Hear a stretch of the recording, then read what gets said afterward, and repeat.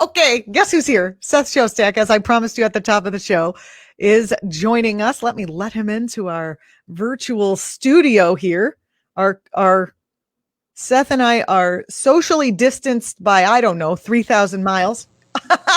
So I guess we're not going to catch anything. Hi, Seth. Thanks for joining us. Well, it's a pleasure, Julianna, as always. And thanks for getting up so early, being on the West Coast. And it is early. I appreciate it. Okay, so as if 2020 hasn't been, extraordinary enough. Now there's aliens. We knew this was coming. We knew this would be here this year, if any year. Earlier this week, the former head of the Israeli Defense Ministry's space directorate, probably directorate, I would think. Thank you. I blew it. And there's I'm only guessing. So here we are. Well, anyway, that person announced that there's a Galactic Federation of extraterrestrial species, and the U.S. is already in contact. Oh, and Donald Trump almost spilled the beans, but the aliens persuaded him not to. They must really be an advanced species in order to get him not to do something he wants to just because. Here to talk about this breaking news and our expert on all things extraterrestrial, Seth Shostak. Seth directs the search for extraterrestrials at the SETI Institute in California, trying to find evidence of intelligent life in space, which is funny because we try to find evidence of intelligent life in politics. So we have a lot in common. Seth, thanks for joining us today. I appreciate it. No, not at all. Not at all. This is an interesting story, and I think your viewers deserve to be the first to hear about this supposed result. So tell us about the announcement that said with no uncertainty that aliens in fact exist and that you just haven't found them. Well, exactly. This is a claim by a guy in the Ministry of Defense in Israel. I think his name is Chaim Eshed. And he says all sorts of things. He says that the aliens have been in contact for a while and they would, like to increase their contact with us, except that we're not ready. We're not ready. You see, now we are not ready. Yeah, well, we're never ready. I mean, if they'd made this claim back in the time of the Romans, you would have said, "Oh, well, you guys marching all over Europe, taking over places. You're not ready for alien visitation. We're never going to be ready." This, as I say, is one of those things that indeed is important if true. However, I don't think there's any reason to think it's true. I mean, they make extraordinary claims, like the Americans are meeting with the aliens in a secret base under the surface of Mars and that sort of thing. That would be, yes, Mars. There they are. Why would they go to Mars? There's no Starbucks? Well, not yet. No, it's true. No, Mars, you can't really breathe. There's really nothing to eat and there's no water to drink. But I mean, aside from that, it's a great place. And having this secret base underneath, hey, this has got to be a disappointment for Elon Musk. He keeps talking about how he wants to take people to Mars in about 3 or 4 years, but if they're already there, I mean, what's the point? Maybe he's just, someone they put up to distract. Well, that could be a disinformation campaign. Yeah, indeed.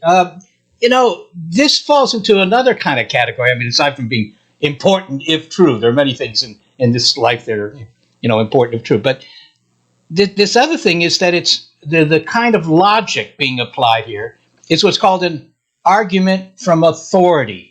Because this guy was the former head of the Israeli Defense Ministry's space division, you figure, okay, I mean, we all know that Israeli intelligence is among the best and all that. This is obviously not a dumb guy, and consequently, we should believe what he says.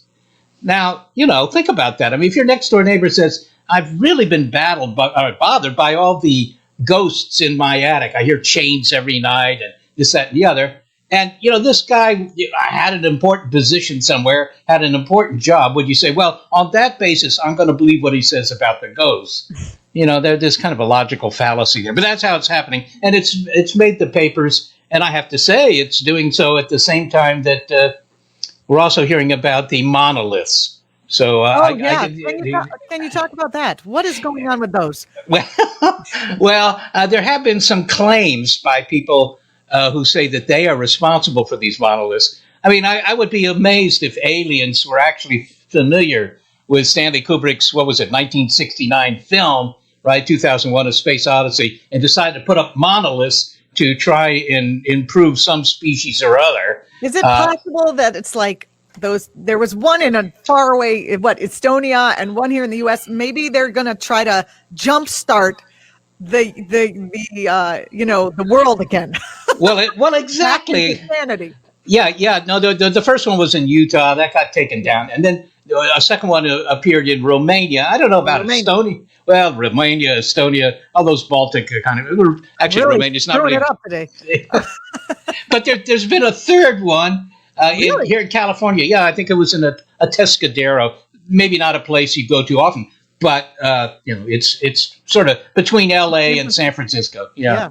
Right. Yeah, and I'm told that that monolith was put in place, and the squirrels that were scurrying around the base of the monument suddenly got very much smarter, and many of them are going to Harvard Law School. So excellent. So that's good. For that. Yeah. Seth, what now? I mean, we're making fun, and it's hard to know, but what does it do to the actual search for extraterrestrials and intelligent life of the very well-respected SETI Institute in California, which happens to employ you? I don't know what happened, but I don't either. I made the joke about you before you did, because you always do that, and I love it. What does it do to the actual scientific study of, when these things come out that are clearly, or that are at least likely to be, it's hard to prove, let's say. Yeah. Well, I got to tell you, Julianna, I actually deal with this every day. There's nothing new in this, because essentially every day I get an email or I get a phone call from somebody who's having difficulties with aliens in their personal lives, or simply, they've invaded the neighborhood and all these aliens trying to read the newspapers. But of course, unlike in the movies, they don't speak English, so that's a problem. It's not a fringe belief. I mean, I think 11% of the population believes in Santa Claus, but on the other hand, about 11% of the population is under the age of 8 or 9. So maybe there's some sort of, important correlation there. In the case of UFOs, that's 1/3 of the population, 1/3, that believe that we are being visited, and that the government, whatever else you think of the government, the federal government, is keeping this quiet. Well, you would think if we are being visited that they would keep us quiet, because look at what people do with their time and who they vote for. I mean, would we actually be ready to be aware that we're not the be all and end all of life in this universe? I don't think so. No, I think you're wrong about that. I think that we're perfectly.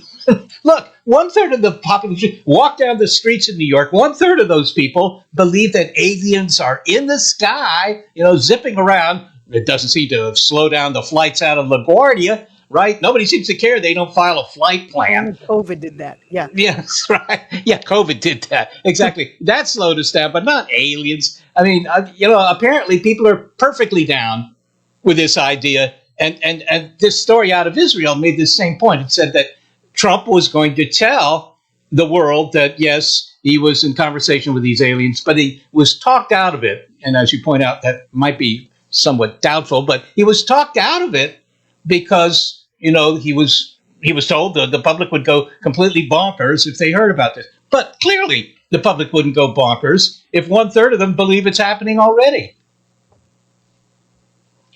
Well, now what? We have 1/3 of our viewers who are mad at you for saying that this is impossible. Nothing new. When I go to parties, and I was invited to a party, as I recall, back in 1957. When I go to parties, certainly at least 1/3 of the people are mad at me, but not necessarily for this, for, my lack of decorum at the canapé table or something like that. But yeah. I've been to a party with you. I remember. Yeah. Oh, yeah. I guess we did go to a party, kind of thing. Yeah, well, this is extremely common phenomenon, and actually, this is somewhat interesting that the current strategy for the UFOs is not to say, look at the evidence from Roswell, the aliens crash landed in Roswell, or they tried to take out Washington D.C. or something like that. The current strategy is a little different. They say that, look, you crusty old scientists, you don't know from nothing about this. They're here. the feds have the good evidence, but they won't reveal it. In other words, this is an argument from hidden knowledge. We could prove that they're really here if the government would only come clean. Now, I don't know what you think of the federal government's ability to keep something like this secret ever since Roswell, which was 1947. I doubt they could do that, but, maybe you think so. There was no internet in 1947. No, there wasn't. But we had something called the post office. I remember that. Yes, but people aren't leaking information. Now, these days, it's very hard to keep something, I would imagine, covered. Oh, listen, Julianna, I had summer jobs with the federal government in Washington. And, I was behind all sorts of locked doors, and I had to have FBI clearance and so forth and so on. But, I never thought for a moment that you could keep anything in there quiet. You couldn't. It was impossible. Seth Shostak, how does will this announcement change the way you do your work at all? I don't think so. No, I don't think so. What we're trying to do, for those who've not had the displeasure to see me before, what we do is we use big antennas, just like Jodie Foster in the movie Contact, to try and, eavesdrop on transmissions, radio, television, radar, those sorts of emissions that just sort of leak off our planet. Maybe they're leaking off the planet where the Klingons are in residence. And we might find them that way, prove that they're out there. This guy, I don't know who he is. He looks like somebody out of Shakespeare. He doesn't have a nose. It's a problem. I want to know about the breathing apparatus. It's a whole thing. Yeah, that's right. Well, he's had to hold his breath since birth. Well, given the actually, you just said something about the large telescopes and et cetera. What was your response to the fact that one of the historical setups for looking into the sky in Puerto Rico collapsed in upon itself recently due to climate change? Well, I don't know if it was due to climate change. It was due to something, and they still haven't really figured it out, best I can tell. Yeah, that's unfortunate. It got hit by an enormous hurricane. Well, right? it's hit by hurricanes every hurricane season. I mean, it's right there in Puerto Rico. It's to the west of San Juan, about an hour and a quarter drive. It's a very interesting telescope. It's called the Arecibo Radio Telescope and has a big metal reflector sunk in the ground, old tobacco farm there in the karst, 1,000 feet across. What I was observing there, I sort of idly reckoned it would hold 2 billion scoops of Baskin-Robbins. But yeah, just if you did enough for an average Saturday. Yeah, but in the tropics, it's probably not a good idea. Anyhow, so I've used that telescope for all sorts of things, studying galaxies. It's also been used to study pulsars. It was used to find the first planet around another star. Most people don't know that. I mean, go into any shop in New York and you'll find very few people know that. But it's an extremely sophisticated instrument. Very few people know anything. Well, isn't it amazing? Isn't it amazing that we still survive? I mean, it is shocking. No, but it was a point of sadness, was it not? That it's yeah, for me especially, because you would go there. It was like going to a monastery, right? You don't leave. You take your meals there. You sleep there. You work there. You never see the outside world. And actually, that's sort of fun. It's like summer camp. It's fun for a while. It's fun, and I'll miss it. It's an important telescope for research as well. The only instrument that's even comparable is one in China now, which is slightly bigger. So there you go. American science on the march. That's very sad. Yeah. Seth, now this might be outside of your wheelhouse, but hey, we're talking about the sky, and much is being made about, much is being made about the fact that there is a conjunction of two planets that are going to make, the first time in 800 years, on the 21st of December, that are going to make a very bright planet-looking star called the Christmas star in our skies on the 21st of December. What are your thoughts about this? Well, look, this, I mean, it's not magic, right? The planets occasionally are in their orbits in such a way that when you look at them up on the sky, they look like they're close to one another. These two planets are Jupiter and Saturn. You can see them with your naked eye. They just look like bright stars. In fact, if you have a pair of binoculars, go out and look at Jupiter, and you'll see little moons around it, like Galileo did in 1609. If you have better than average binoculars, chopped his head off. Well, not quite, but they did keep him under lock and key for a while. Yeah. I mean, I think the church knew he was right, but it violated, the canon of the church. They couldn't go with that. Anyhow, it just happens that every couple of centuries, in this case, it's been a long time, the two of the planets get close to one another. It's like seeing Mars next to the moon, which you could have done this last month, relatively close. So you see the moon. See that. Yeah, it was Yeah, beautiful. yeah, and you say, "Man, this is this is miraculous. I better, make a change in my life or something." I mean, it doesn't mean any of that. It's just sort of an accident. Totally does. That's it. Yeah. What are you talking about? Well, they don't really get that close to one another. They're each about they're like still a 500 million miles from one another in space, believe it or not. It's going to be very interesting. I'm looking forward to taking my telescope out there, and hopefully it's not cloudy and it's not too cold for me. Well, do that. But I mean, just seeing it is kind of nifty. You don't often see two bright stars. Now, the thing about the Christmas star is sort of interesting because astronomers have spent a lot of sweat equity trying to figure out what the Star of Bethlehem might have been, other than, assigned by God. I mean, it could have been that maybe, but they're trying to figure out. Yeah, well, it could have been aliens. It could have just been a supernova or just, something explodes in the sky and then this bright star. But this is another possibility that has long been floated, namely that it was a conjunction. In other words, a couple of planets got close to one another in the sky, and people thought, wow, that's unusual. We better go check out this manger over here. Very interesting. Very interesting. I love the way when they're reporting it, they're saying it's the Christmas star and it'll be up at Christmas. And the last time it happened, it was 800 years ago. But then they don't say, because you could do the math, that the time before that, it happened on December 25th when Jesus was born. They're not, because the math doesn't line up. And the historical man, Jesus, was born in fucking February. Excuse my French. So anyway, we're living in crazy times where we do crazy things. So this alien story doesn't strike me as too out of character for humanity at this point. It hasn't gotten a lot of traction. I think people realize it. Just because this guy had an important position, you don't believe everything he says. I mean, there are other examples. Edgar Mitchell was an Apollo astronaut. He died a couple of years ago, but a very nice guy, actually. And he claimed that, no, the UFOs were real and so forth. And because he was an astronaut, people said, well, I mean, that must be true. There's a guy by the name of Paul Hellyer. He was former defense minister of Canada. Many people will have heard of Canada. Oh, yeah? Well, yeah, right. Well, and he was making the same claims. The aliens are here. We scour the news for any reason that we can bring you back on the show because we enjoy your interviews so much. Yeah, well, I don't know what that says about the people who are watching right now, but I would suggest that, if you can get a dental appointment in today, you might want to do that. Seth, Big Picture Science, your radio program, what's coming up? Yeah, well, we're trying to make a show based on some new work in the field of asteroids. We don't actually do that much astronomy, but this next show may be that. We have one up now about bones. Bones are pretty interesting. I never thought much about bones except if I broke one, Bones are very interesting. Your entire skeleton is replaced about every 10 years. I didn't know that. And the other interesting thing is why dogs like bones. You would never know. I mean, why do dogs like bones? Why do dogs like bones? Well, it's because they have to supplement. I mean, this goes back to early dogdom, so maybe 10,000 years. But, they like the bones because they like to, worry those bones and get into the marrow inside because that marrow is like, getting a steak that is so lean, there's no fat on it. It's not very good. I mean, it's just not tasty, right? Yeah.